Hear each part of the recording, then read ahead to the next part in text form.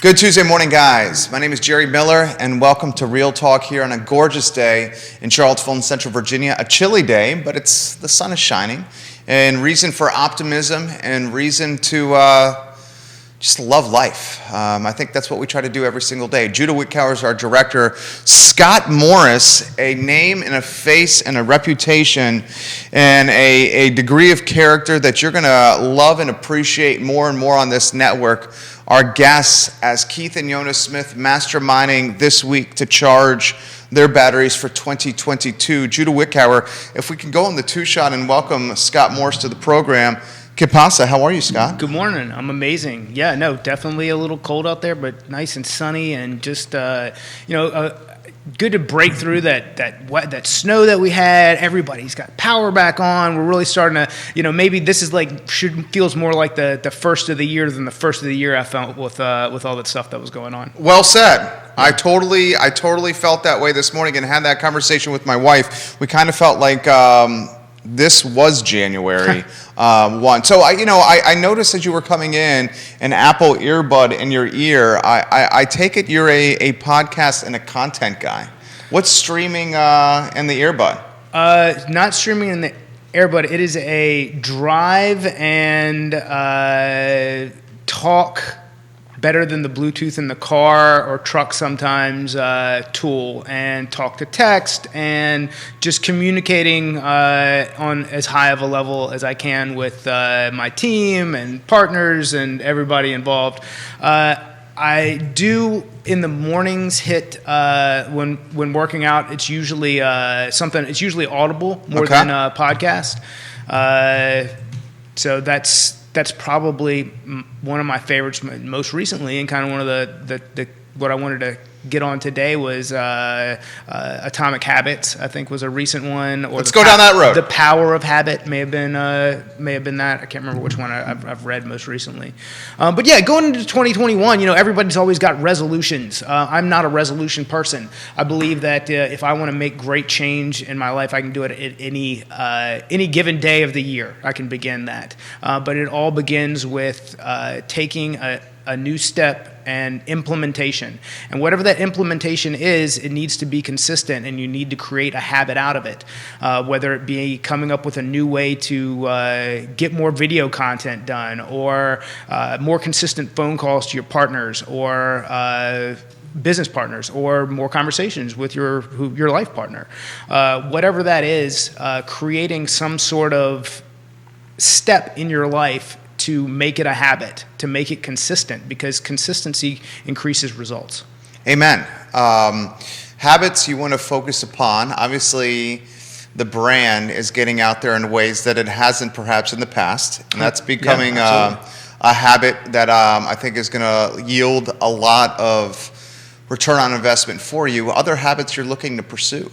I go back and forth throughout the year as what kind of fitness level I'm going to be in, and that can, I've learned that having small children can throw you off track in trying to keep up with their schedules, or how their schedules, trying to keep them in a good schedule can derail yours, depending on what you're giving the most value to. And it's really about trying to find a balance. And sometimes that just means finding more hours in your day. And if that means getting up before everyone else in your house to create the time you need to read a book, to create a task list for your team, or exercise, whatever it is that you're trying to implement, you need to find the time, because nobody's going to find it for you. Got questions coming in already for you? Oh, all right. If you have questions for Scott Morris of Ross Mortgage, put them in the feed. We're live across all social media platforms. The man makes content that's otherwise complicated, very approachable, and easy to understand. Even if you're a casual follower of the news, or if you follow it closely like you do, I think the consumer and the marketplace is certainly seeing mortgage rates and headlines everywhere. Well, it's funny what you see. You still see advertisements that run through Facebook for 1 point whatever, and a lender friend in Richmond said that she finally had enough and started signing up for this stuff, and what she got was like a pre-approval without any docs for $1 million, and then just all the bait and switch that happens as you like travel down the rabbit hole, and that's what it is. I mean, it's literally an advertisement with an asterisk that has no bite behind it, and so you see that, and then you see mortgage rates have increased more in 5 days than they have in the last. They're at highs in the last 5 days than they have been in the last 2.5 years. So there's a lot of turbulence in the market. It's going to find its feet, but the news and where you're getting your news, I think, with anything makes a big difference. Scott Morris, guys, our guest. J-Dubs, let's get the charts ready to go. I thought what you did on social media late last week was, again, to your talents and skill of taking something complicated and making it easier to understand. First, why don't we start with, is it the 2020 chart? So this is sizzle reel waiting to happen. Scott Morris of Ross Mortgage. Talk to us about the 2020 chart first, and then we'll go to 2021. So 2020, you see a long-term rise. That rise is in bond activity. So more bond purchases, more bond interest from investors, and the government created super low mortgage rates. So when you see that, what was that show from Price is Right with the mountain hiker going up the hill? That's what that looks like. And it's really showing a super strong projection for the whole year that kept mortgage rates very, very low. 2021 chart. 2021 chart is quite the opposite. It's a downward decline, and that downward decline, while not super steep, shows you that there was declining interest in bond activity from investors, and that shows you to the tip of the year. And then what happened in the last week really accelerated that. Is everyone knew the government was going to step off the gas at some point. And as that happened, mortgage rates ticked up a little bit, ticked up a little bit, ticked up a little bit, and then really spiked in the last week. And that's really given to the fact that inflation and the government taking away from bond activity, putting that in the hands of investors, is something that creates a higher risk environment. A higher risk environment is going to create higher interest rates. When you look at the U.S. 10-year Treasury and you're seeing greater yield, that means the bond demand itself is going down. When you look at Fannie and Freddie's stock and that is going down while yields are going up, that is a perfect storm for high mortgage interest rates. All right, let's get 21 back on screen if you can, and let's continue the reel here, J-Dubs. Down here is not good. Down here is not good. That's showing that the less bond interest creates higher rates.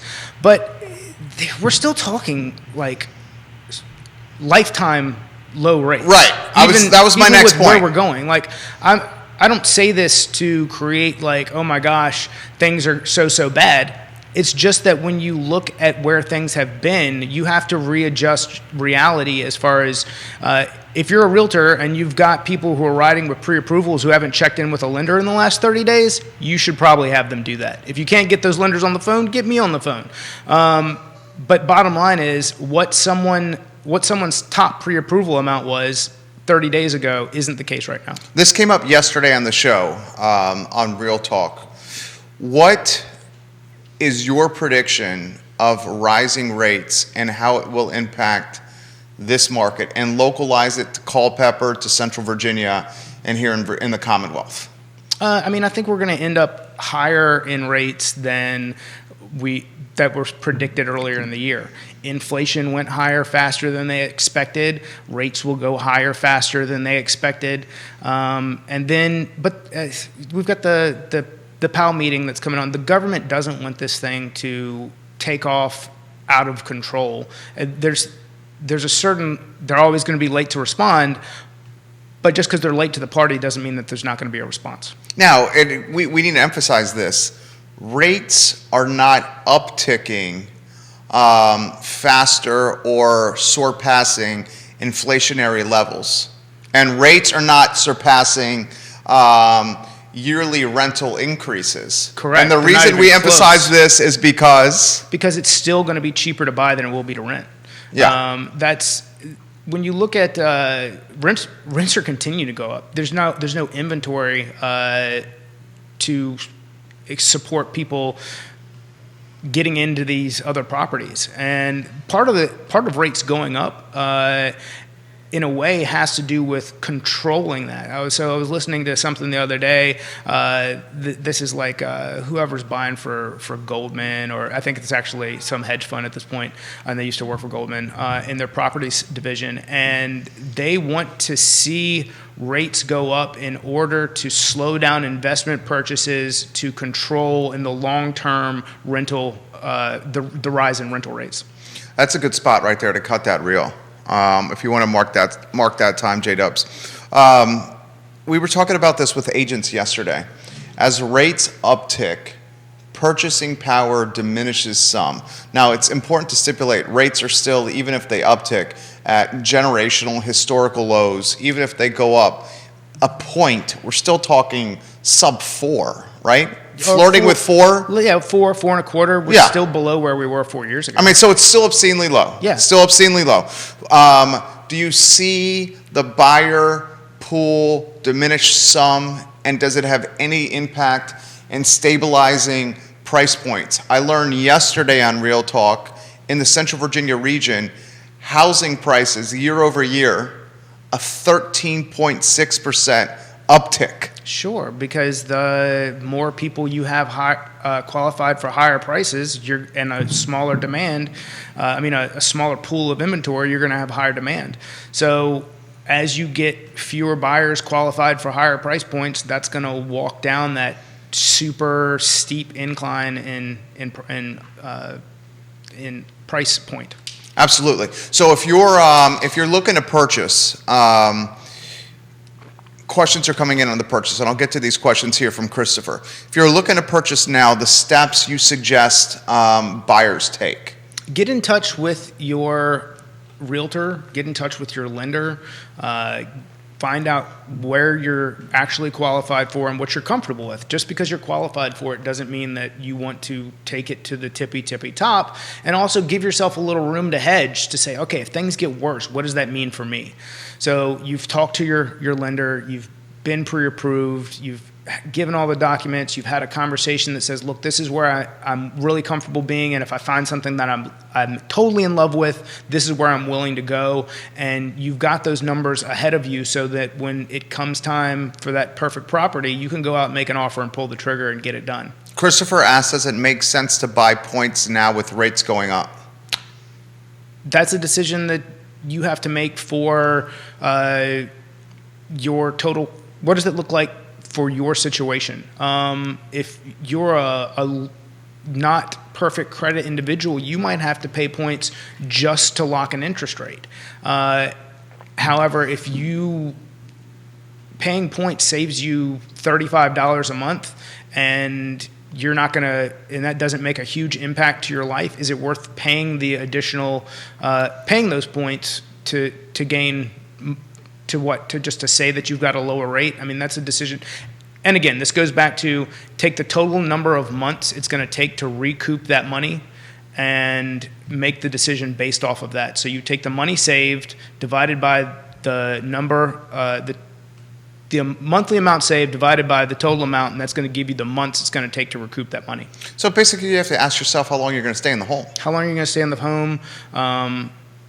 Is $50, $35, is whatever that money is worth it to you to shorten that cash, that real money that's in your bank account that you could use to put a set of tires on your car or deal with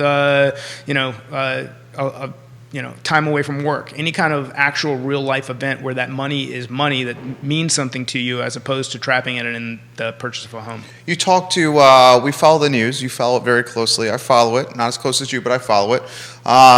Economists are saying anywhere from 4 to 8 hikes in rates this year. So I think they had 3 that were that are priced in, that the market has accounted for. They're saying 4 is where they may end up, but they're also saying that they need to see how, as they implement these hikes, it's going to affect the economy. So we could get 3, we could get 5, but they want to see what it does to. They don't want to see a taper tantrum again. That's been made very clear. Well, and do you now? Powell's on now. We have CNBC on here in the studio. The chop we're seeing in the market, and we're seeing a lot of chop to start January. And January is historically an indicator of how markets will do for the remainder of the year. Mm-hmm. So far we're a handful of days into trading in 2022, and we've seen a lot of chop. Is this chop associated with Jay Powell and the uncertainty with rates? I mean, we clearly see the NASDAQ and tech companies impacted big time by rates going up. Yeah, but what's crazy about that is that we see all like this red on the screen from that. If you look historically, when the Fed has made rate hikes, tech is what has outperformed. But everybody's again crying this time it's different. Is it because they're already over, their inflated pricing? Or is it so frothy that's why tech is taking such a hard hit? Or is it just taking such a hard hit right now, and by the end of the year, tech will still outperform? I mean, we're looking at this in too short of a window to honestly answer that question. Do you see the demand for purchasing homes, or folks jumping in the real estate game, Q1, Q2 going bananas because of the uncertainty where rates will end up in Q3 and Q4? People don't make those decisions based off of interest rates. Okay, let's go down that road. Are people going to stop having babies because interest rates are going up? There we go. Are people going to stop getting divorced because interest rates are going up? I mean, no. People need a place to live. People need a place to live. They are going to make lifestyle decisions based on what their wants and needs are, and then the market's going to drive what they can afford. So if rates go up and 80% of people their price point changes, then the price of the inventory will change along with it. It's supply and demand. The TV's on mute right now. Jay Powell's on screen. What do you think Powell's saying right now? The last banner that I saw that said they are going to act to take on inflation means that there's definitely going to be the rate hike in March. If not, I can't see them doing it before that, but it's happening. Right decision? Yeah, I mean, we have to do this, right? It's too late. I mean, right. They should have done it in December. So you're basically saying that this inflationary time we're doing is a direct result of Powell waiting too long. It's a direct result if you pump so much straight cash in the economy, devaluing the dollar. You're going to get inflation. There's no mechanic around that stops it from happening. Do you see realtors and your business having another banner year like this, last year? So I think it depends on what you mean by banner. I think the sale side is going to be fantastic. Yeah, absolutely. Purchase is going to be great. The refinances are going to dramatically slow, but that was already forecast. Again, already priced in as far as what people were expecting. Bill McChesney, welcome to the program. Christopher Eagle, hello and welcome to the show. Keith Smith watching the show. Happy birthday, Keith. You need a trusted advisor like Scott to do an ROI for you. Someone comes to you and says, look, I'm looking to purchase a home. What are the steps you do to get them to the finish line? We're going to go through all your finances. We're going to talk about your budget. We're going to talk about what your max approval looks like. And for everybody, that's different. So somebody who has a side business and collects money that can't be used as mortgage income might be comfortable spending all of the money, whereas somebody else who goes, wow, that's my limit. I don't want to spend that much money. And then we get an idea of what is comfortable for them and create a pre-approval, and your realtor creates a search for you based on those numbers. Do you are you seeing a lot of first-time home buyers coming across your desk, or is it predominantly people that are moving up or downsizing that have sizable equity chunks in their current homes, utilizing that chunk to either cash out or to climb the housing ladder? Both. You're seeing first times? For a ton of first-time home buyers. Yeah. I even had a conversation with someone this morning about a refinance that I said, look, your rate might go up, but your payment can go down if your sole intent is to just lower your obligation. A first-time home buyer or a second-time home buyer who is looking to take cash out of their first and use that for the down payment on their second and turn their existing property into a rental. And but yeah, first-time homebuyers, again, people still have lifestyle needs, and as they come of age and make babies and get married and get to the point where they need to get into a home and out of an apartment or want to make those changes, that's not going to go away. Percentage of the business that's first-time home buyers versus folks that already own that are climbing up or downsizing? Probably 60 to 70% first-time home buyer. I think we're still seeing a little bit of hesitancy from people who maybe got in at a low rate and or 2 or 3 years in. But at the same time, I'm seeing a lot of people who are 2 or 3 years in that are trying to capitalize on selling this house to step up to the next one. You know what? I had the conversation yesterday with Nikki Chambliss, who's a team leader at Keller Williams, and Quentin Beckham, who's the owner and the managing broker. And we were trying to put in perspective the challenges that first-time home buyers were facing in this market. And I think we were all in agreement that this market, and this year in particular, certainly last year, the first-time home buyer has never had more headwinds 100%. than ever before. Yeah. Your analysis on that and what you're seeing? I think rising rates are going to slow down the number of people going after each individual property at certain price points, which hopefully will give a little bit of normalcy towards, and when I say normalcy, I mean the ability for them to, the listing agent not to worry about the property appraising if the buyers are asking for closing cost assistance. So if they need to go over to get that money credited back to them, that becoming something that's more willing to happen. It's all about exploring all your options. Like if you've got a lender who can help you with 100% financing, if you're a veteran and you've got a little bit of money so you can pay your own closing cost and we can get you in the home at 100%. We're in a blessed area as far as using USDA as a property, as a product. So talk to your lender, look at all your options, talk to your realtor. Say, hey, what if I were looking at properties that maybe have been on the market for 2 weeks or more? Can we go after something? If I'm willing to make a concession in what I want out of the property, do you think we can do something to help get closing costs paid so that I know that I have money for a down payment, but how do we make this work? How many of the houses you're seeing, the properties you're seeing are not meeting where the offer's checking in higher than appraised value? I'm actually still seeing appraisals come in over really because of what just what the comps are in surrounding areas. Yeah. So you're not seeing a lot of cash coming to the table? I don't see it. Well, I mean, I do some 1031 exchanges where I see a lot of cash come to the table on investment purchases, but I don't see for primary. Oh, for primary, I don't see that. Most of my buyers are people who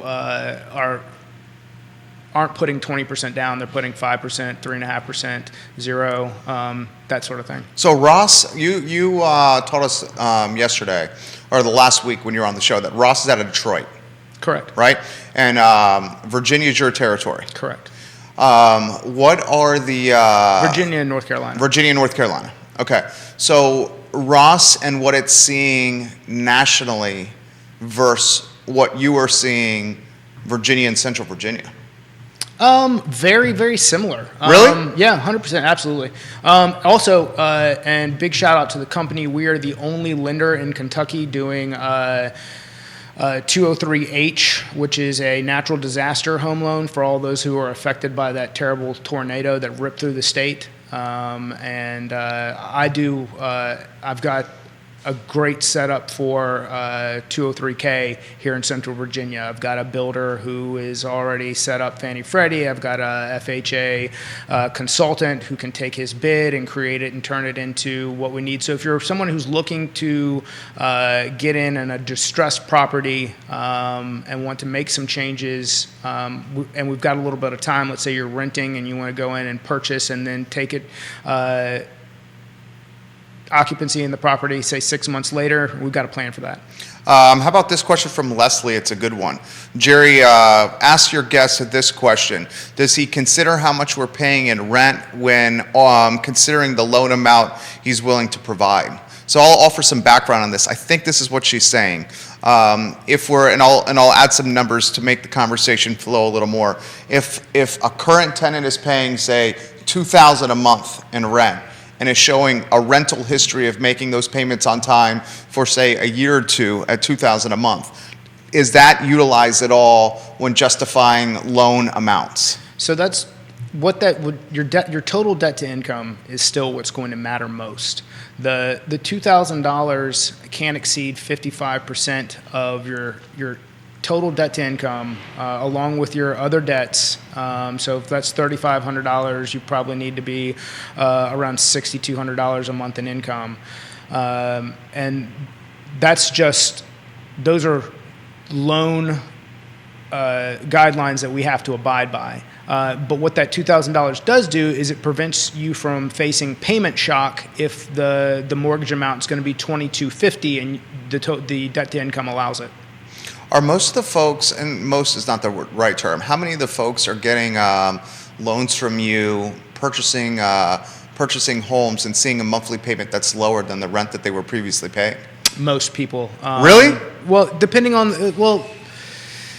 now if you're somebody who's like splitting an apartment at $500 a month, no. But if you're a family, yeah. Well, if you're a family, you're staying in that same range, depending on where you're purchasing as well. If you're renting in Charlottesville and you want to move out towards Fluvanna, there's a very good chance that you can get in at the same or very close number to what you've been paying in rent. Is the ARM a thing of the past?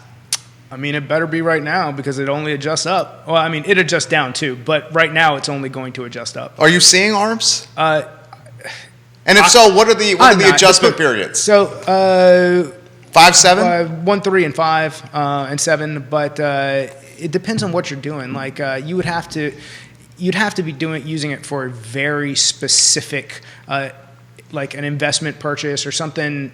Nobody's doing a lot of them right now. It's there, but why would you if you know it's only going to adjust up? So the investment purchase would be, you get the ARM, maybe it's a 1 or 3. You're probably not going to go, well, you may probably a 1 or 3, and then you're going to get the rent roll and refi. Yeah. Is that the scenario? Yeah, that's a good plan. Okay, so that would be the only reason that would make sense, right? Yeah, like you're talking about the rehab rent? Yeah. Is that the only scenario? That's the only scenario. I mean, it wouldn't make sense for a first-time home purchaser to jump into a 3 or 5 year ARM, knowing that in 3 years the rate could be 5%. Yeah. I think that'd probably be a poor decision. A couple points higher than what they're at now. Correct. I'm very curious to see, Neil Williamson, welcome to the show. I'm very curious to see of how the market in the first 6 months of this year is going to be different from the next 6 months of the year. You seem to think that it's going to be pretty similar. Am I reading that right? I mean, I think we went back-to-back years with like 20% growth. Appreciation, both years combined. Okay. I'm not talking about housing market. I'm just talking about all right. I was talking about stock market. Like that's gonna. So if you're talking about housing market, I think this for purchases. This is going to be an amazing year. I really, really do. Why is that? Because employment is at a super high overall, where we're at 3.5%, 4% unemployment. Yeah. Loans aren't structured to be given, we're not doing no doc, this and that. 3.9%. In December of 2021, 6.3 million Americans unemployed. And unemployment insurance claims in January 1, 2.2 million. Those are really low numbers. People are working, and then the other thing you're seeing is people are being able to make job transitions for higher pay, which is going to help combat and accelerate the inflation, depending on how you look at it, or at least accelerate's probably a bad term, make it sticky. So if more people are making more money, some of the inflation is going to stick. That's kind of, how natural inflation should work. But along with that, you're going to have people who are going to continue to qualify to purchase homes. Scott Morse, guys, Ross Mortgage, dropping knowledge today. We'll get to some questions that are coming in. This from Twitter. Is he seeing mortgage demand in a certain area that's greater than across the region? No. From Roanoke, Virginia Beach, Richmond, Reston, everything is about the same. It is there is a high demand for people trying to get into a property. Where's mortgage demand the highest in Virginia? And where is it the lowest? In more rural areas, but that's... So we're talking Southwest Virginia? Southwest Virginia, Cumberland, far out in Buckingham, places that people here would be familiar with, just because there's less homes out there, but at the same time, that's where you can see a property sit for a little bit longer, and more rural, super high-end properties sit. Like there's some thing for $2 million sitting somewhere in near where I live that I don't see how. Maybe somebody will buy it, but it's just So that's got to have a lot of land. Yeah, it's 57 acres, no internet. Like, come on, like who? You've got to have a lifestyle that's going to warrant all that. If I'm going anywhere for $500,000, it better have internet. The follow-up question is, where is it the highest in Virginia? Northern Virginia is still like... Is it gangbusters? Yeah, it's gangbusters. Yeah? Yeah. So the trend of sprinting away from Nova to areas like Charlottesville is subsidizing? Well, you look at the same thing they said New York was going to be New York had a red hot. failed state. Like the rentals disappeared, everything, and then all of a sudden everybody just came right back. Like it's red. Yeah, it's because people are always going to be... People got, they're tired of the regulations, tell me how to live my life, and they're going back to their habits. They're going back to the things that full circle, they Scott. make Well them done. do what they want to do. Very well done, right there. Soft part of the market. I think million plus. Yeah, I think that will soften faster than anything else, because with rising rates, you're going to get less people that qualify or want to spend the type of money that's going to take to get them in there, and you're also going to see the property that was $850 that made it to $1 million. Does it come back down? That I think you see probably the more pullback than anything else. But it depends. It depends on the area too. Like if you're in like the prime neighborhood, that value is probably going to stick. If you're in a neighborhood that was seeing hit some big numbers, you might see some pullback there. But that's total speculation. I like it. It's good for the talk show. From Lauren here, can you ask the guest about the jumbo market and his thoughts on that? That's what we're talking. Specifically what we're talking about. Yeah. So put in perspective the jumbo threshold. Right now is what, 647, although that may have just gone up. Either way, if I'm wrong, they just increased the loan limits there. Let's call it 647 at the moment. That means and tell them what that means. That means the loan limit can't exceed $647,000. So if the purchase price is $700, you don't need to put 20% down. But when you get to $780, you would probably need to put the $150,000. So you probably have to, when you get to $800 for 20%, that would take it to $640. So you're still below the $647. So yeah, $750 to $800, you're hitting jumbo. Correct. Okay, so tell them what that means there. You have to put the 20% down. Right. It's a non-conforming mortgage because the conforming loan limit is the 647. And are you less bullish on jumbo? I've got a great product. It's actually 8 different investors who agree to the same guidelines, and so the rates are still good, and you've got a clean underwrite going through it. But as far as bullish, no. I mean, you're going to have people who are going to. I mean, you got a ton of money that's been made in the last 2 years, not just in the real estate industry, crypto, everything else. I don't care if it's crashed down to Bitcoin's 40 instead of $67,000. And people got to do something with the money. They got to do. People want to do something with the money. Nobody goes out and who are purchasing at that price point and goes, hey, you know what? Now, certainly there are some people who go, let's be super conservative. Most people want to go spend the money. Most people want to reward themselves for what they feel that they've earned. Well, I mean, the alternative is keeping it in the bank, which makes no sense with inflation. Sure. I mean, you're going to lose money if you just keep it in the bank account. Alternatively, you could put it in the equity markets, and a lot of people are putting them in the equity markets. But I would imagine some folks are buying vacation and second homes. How much of that business are you seeing? So a lot. You are seeing a lot of that? We just got hit with, so second homes are going to cost you a little bit more than they were. It's not significant. If you're somebody who wants to do it, everything's still there, but the government stepped in and they put a little a tax on you buying a second home. So it's more like buying an investment property from the mortgage rate perspective than it was before. Before, buying a second was very similar to buying a primary. Why don't we? This could be good content. Is the second home piece? Okay.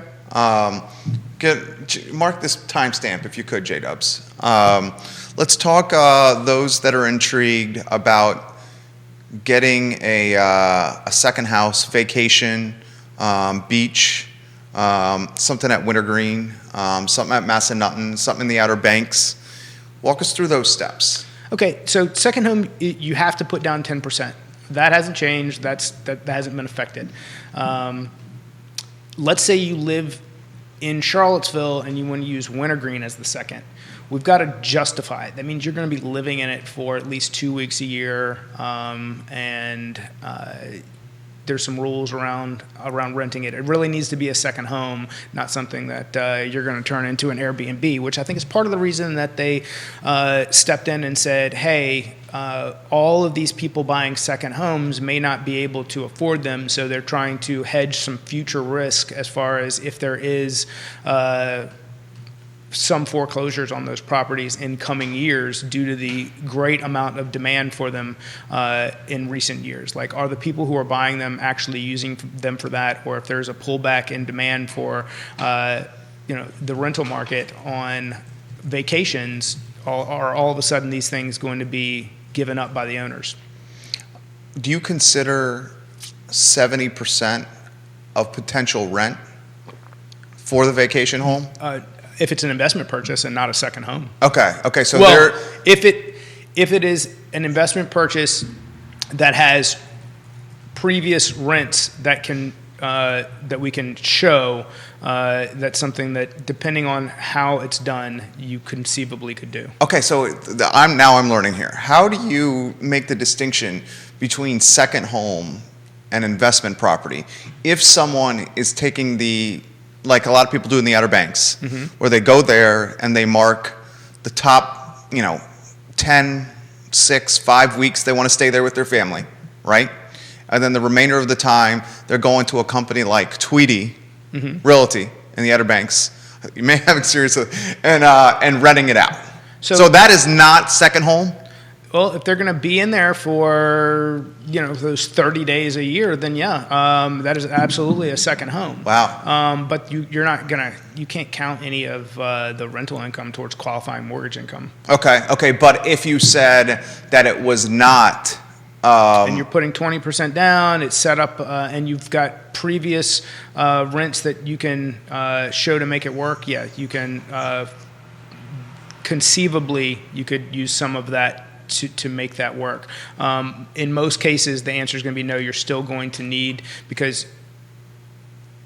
most of these companies aren't set up in a way to always show you what you need to use that money for qualifying income. It's not like they're long-term rents. What does that mean? like a lease, like Oh, a okay. permanent lease in place. Okay, I got that. So like if you bought a house with a tenant in it, you can count 75% of that income towards the future.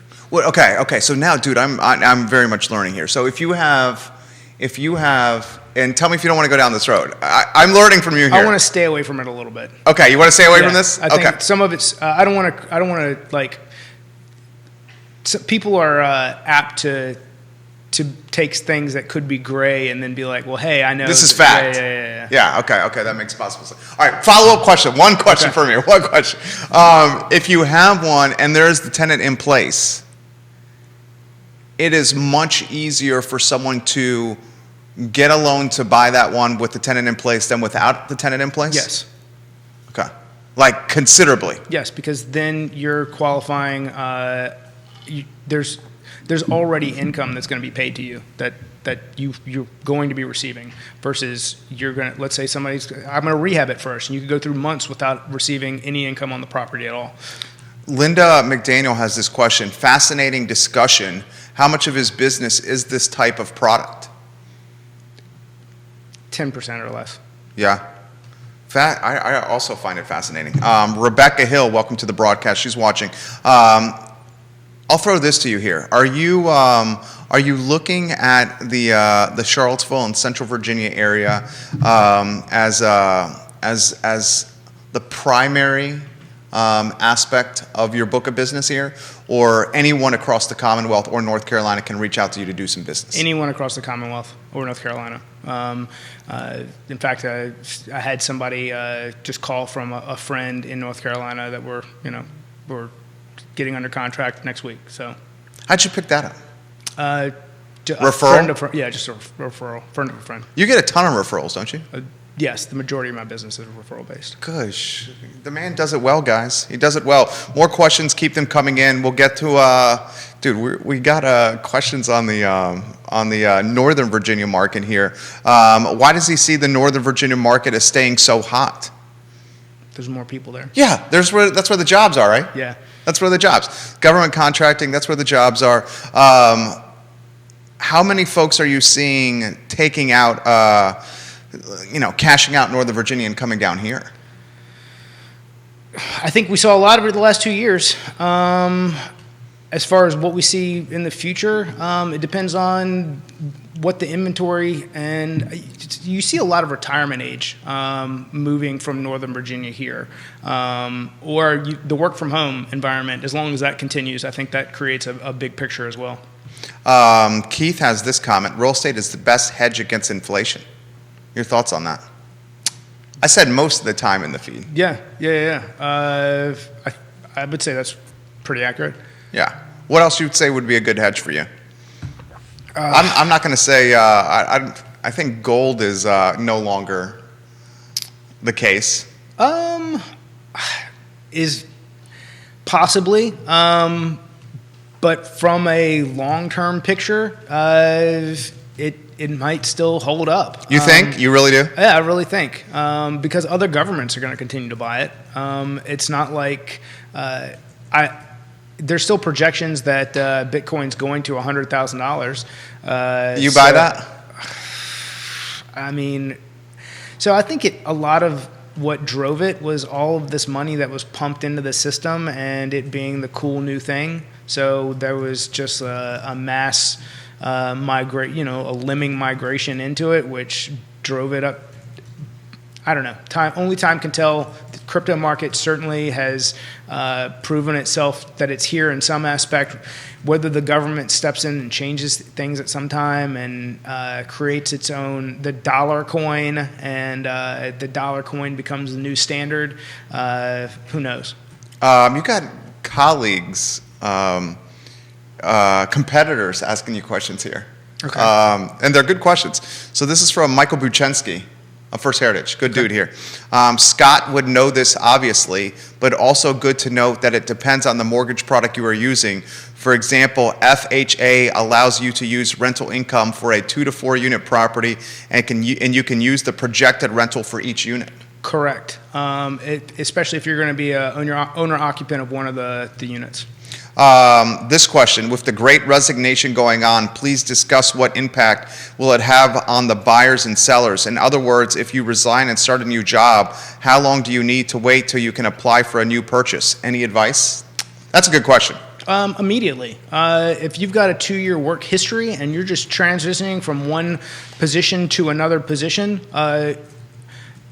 tell everyone in the transaction on your team about it. Don't just go do it without, mentioning it to anyone, because we're going to have to do verifications of employment. You're going to see that. Yeah, it's going to come up. But at the same time, if everybody knows about it, don't be scared to do it. Now, the difference with that being, do not move from a W-2 position into a 1099 position, or where the bulk of your income is going to be coming from commissions if you were previously salary. That would be a big, big problem.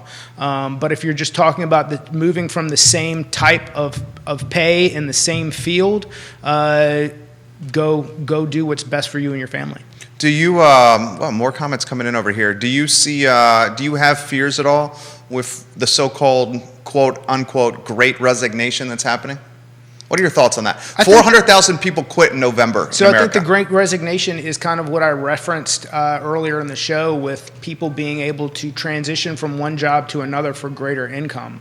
As long as you're not constantly bouncing around and you're showing consistent and reliable employment, then you should be able to make those moves, which is what I was referencing when I said greater incomes create stickier inflation, because everybody's getting paid more. Everything's going to be costing a little bit more down the road.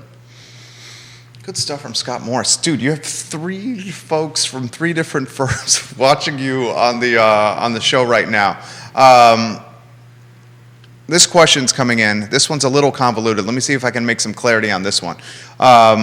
How high does he see rates going up in 2022, and does he expect rates to continue higher than that in 2023? We are on the cusp of signing a rental lease renewal, but we want to purchase a home soon, but we're at that transition period where the lease is coming up and we're not quite ready to go. So like I said, I believe rates, I don't know how high they're going to go, but I think they're going to go higher than whatever the projections are. Inflation happened faster. I think mortgage rates are going to go up higher. But at some point, we're going to get through the turbulence and there's going to be some normalcy. So I think they continue to go up forever? No. Kind of like, all inflation is transitory if the timeline's long enough.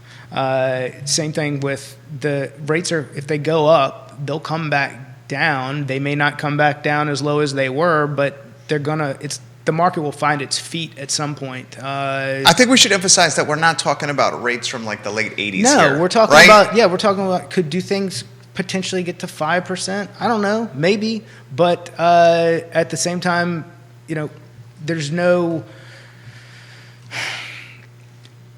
If they did, and it took a year to do it, and the investment and bond purchasers had gotten through what they thought the market likes stability. They like normalcy. So once those things happen, then once they get to a peak, you'll see, different mechanics kind of tapering things back down. So we're looking at the charts here in the studio. Both Scott and I are looking at the charts.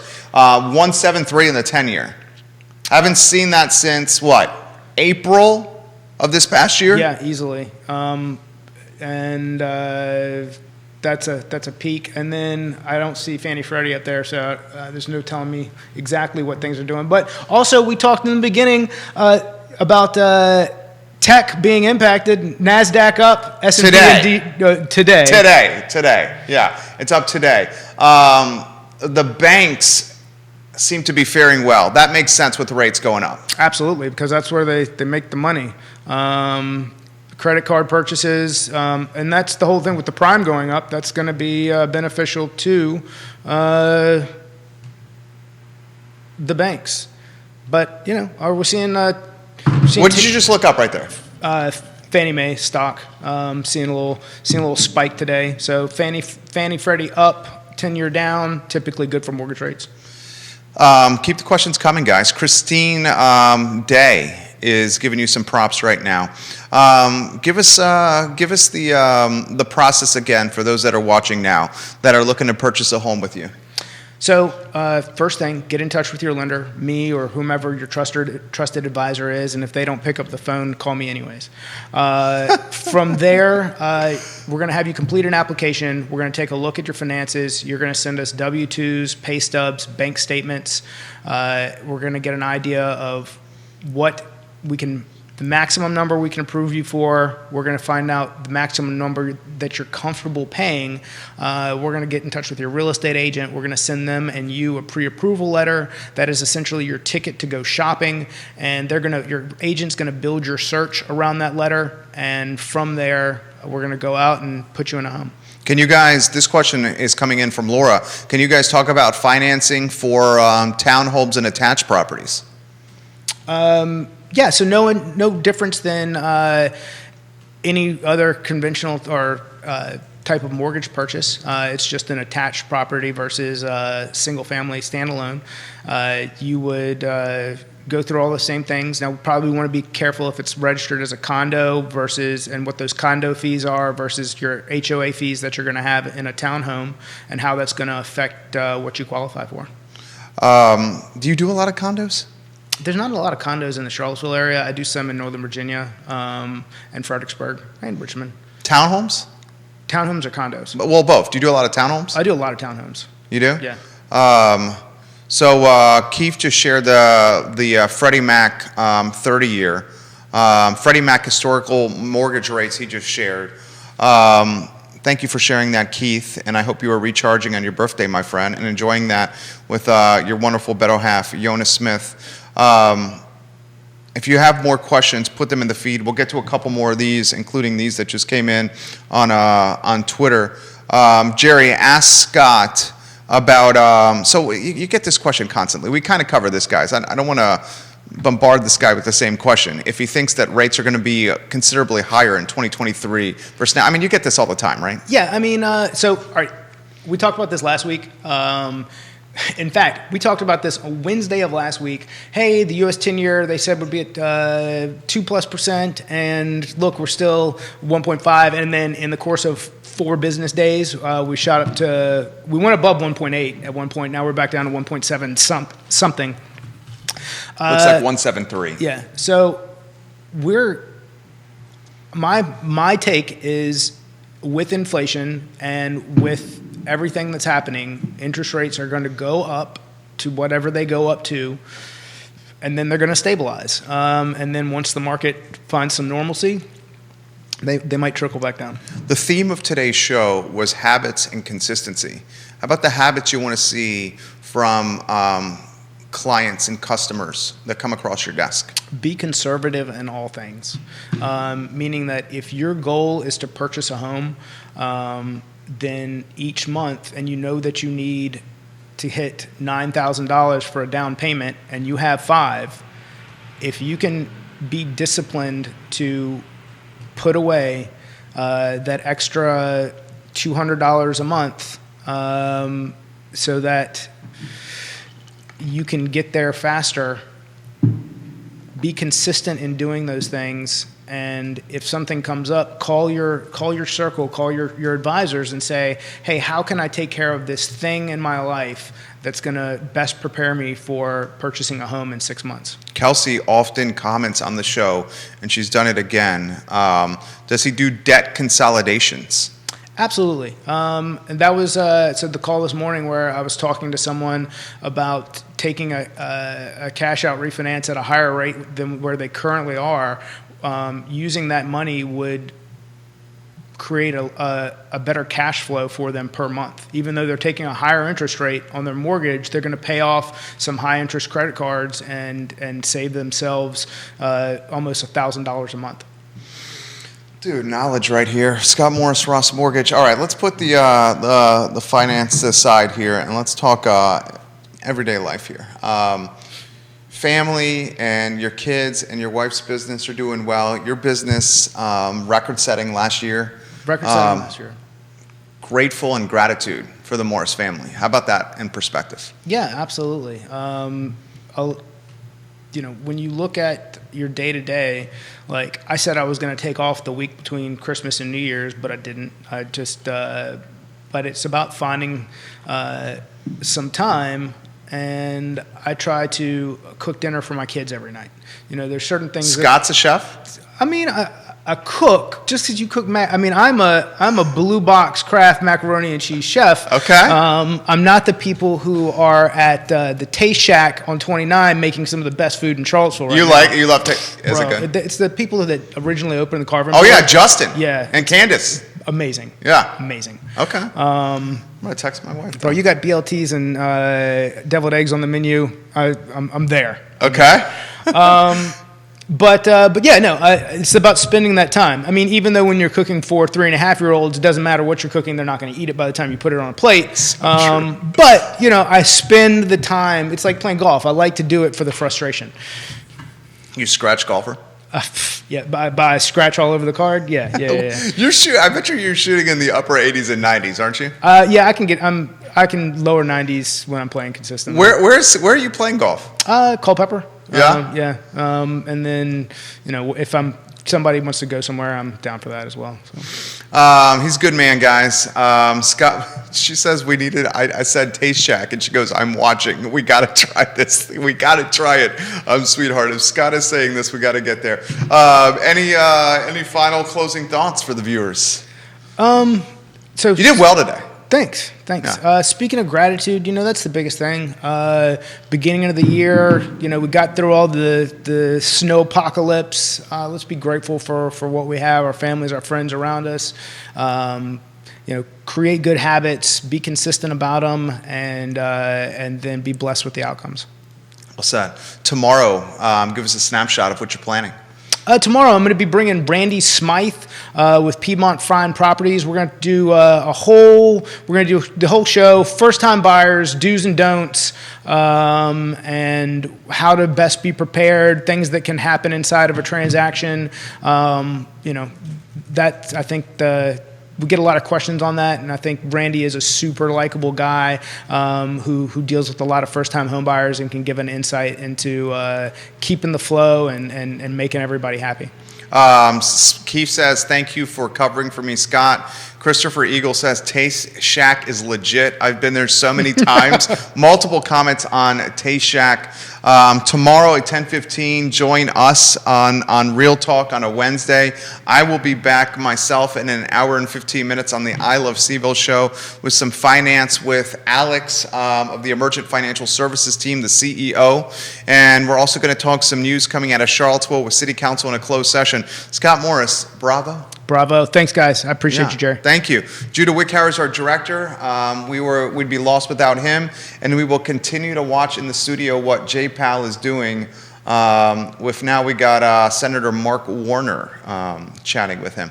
I'm Jerry Miller. This is Real Talk. We will see you in an hour and change with the I Love CVille show. Take care.